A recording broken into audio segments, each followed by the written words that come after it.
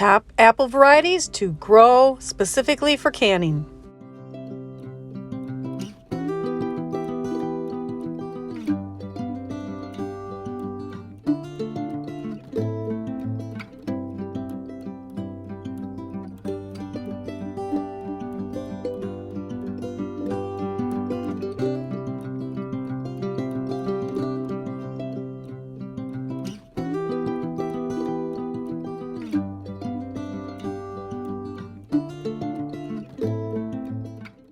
Rebel canners teaching all kinds of food preservation, especially those old ways.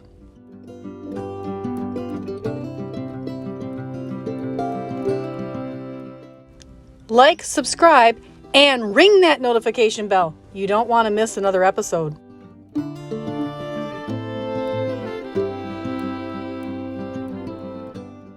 Here's a chart that will come in handy when you're figuring out how many apples to buy for canning.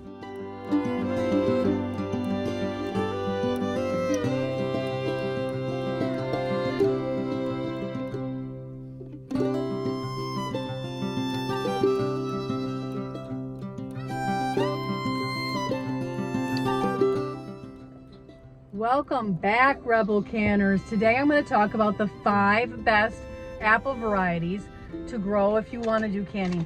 We're all looking at seed catalogs and thinking about what we're going to plant in our gardens and our orchards. So I thought I'd release it now. Oh my goodness, the sun. Just a second. Let me.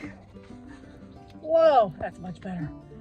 So I thought I'd release this video now while you're thinking and you could be planning about what you want to put in your orchard. This is just my favorites. These apples are known for being good for what I'm telling you about. They're my personal taste favorites. I was raised in an apple orchard.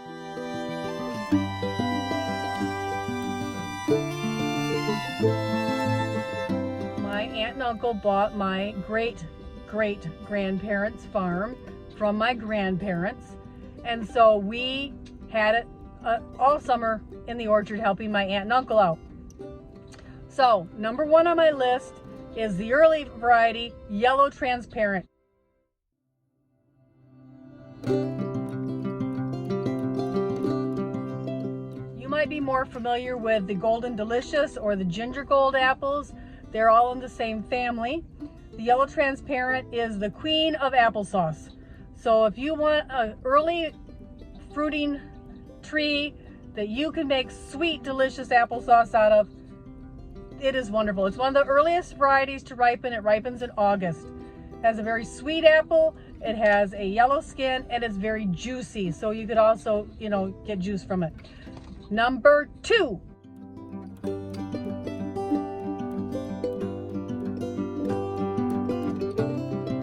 Granny Smith. This is the latest of the apples to ripen. It's a tart apple. It's a late season.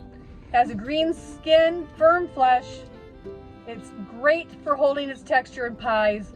So I like to mix this in my apple pie filling with a couple sweeter varieties to get that firm texture when I have apple pies.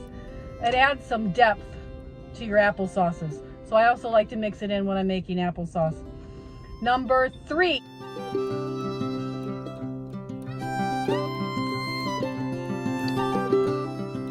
On my list is one of my aunt's favorites.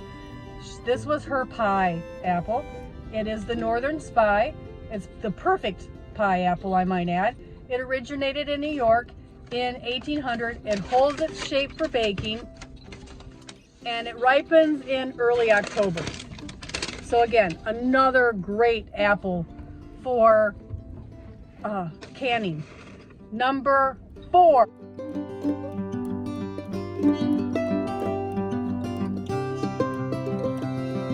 On my list is the Pink Lady. I love it because it makes pink applesauce. It's a great tasting apple. It is mildly tart. I think it's pretty sweet actually, but it's considered a mild tart apple. It's another late season apple. And if you're doing a lot of gardening, you're not ready to do your apples until late season anyway. So this is the perfect apple for late season applesauce. And number 5.